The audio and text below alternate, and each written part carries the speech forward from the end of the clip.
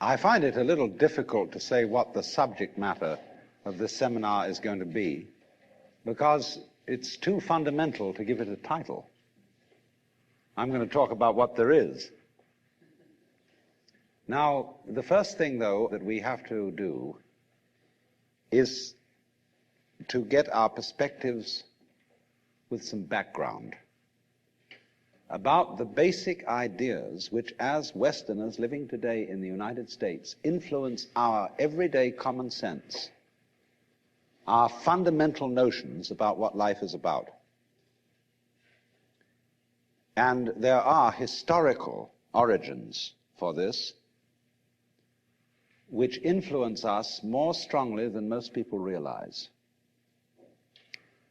Ideas of the world which are built into the very nature of the language we use and of our ideas of logic and of what makes sense altogether.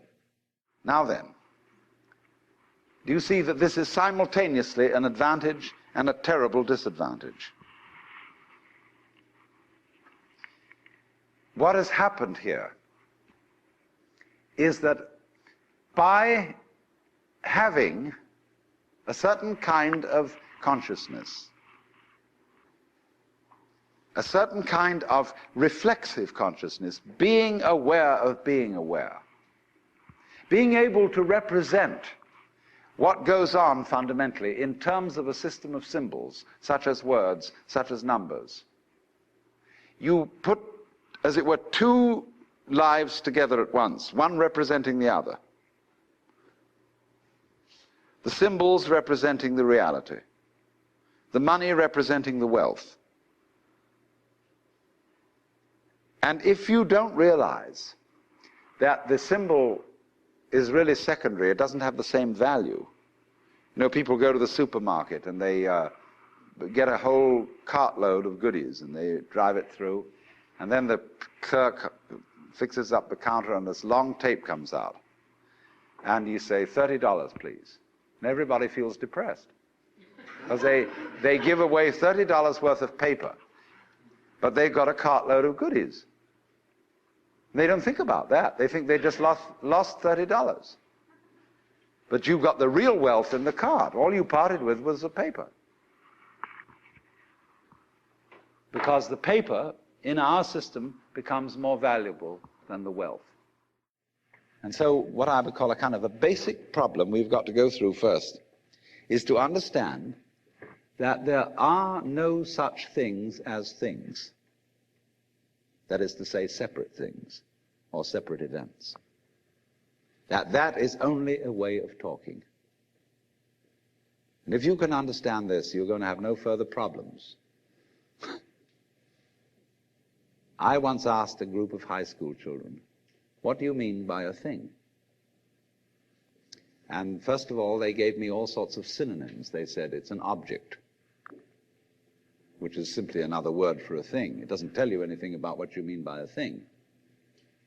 And finally, a very smart girl from Italy who was in the group said a thing is a noun. And she was quite right. A noun isn't a part of nature, it's a part of speech. There are no nouns in the physical world.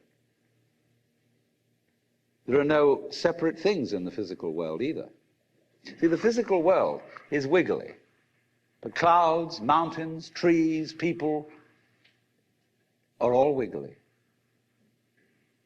And only when human beings get working at things, they build buildings in straight lines and try and make out that the world isn't really wiggly. But here are we sitting in this room all built on straight lines, but each one of us is as wiggly as all get out. Now then, when you want to get control of something that wiggles, it's pretty difficult, isn't it? You try and pick up a fish in your hands, and the fish is wiggly and it slips out. What do you do to get hold of a fish? You use a net. The myths underlying our culture and underlying our common sense have not taught us to feel identical with the universe, but only parts of it, only in it, only confronting it, aliens. And we are, I think, quite urgently in need of coming to feel that we are the eternal universe, each one of us. And so in this way, we haven't realized that life and death, black and white, good and evil, being and non-being, come from the same center. They imply each other, so that you wouldn't know the one without the other. Now, I'm not saying that that's bad. That's fun. You are playing the game, that you don't know that self and other go together in just the same way as the two poles of a magnet.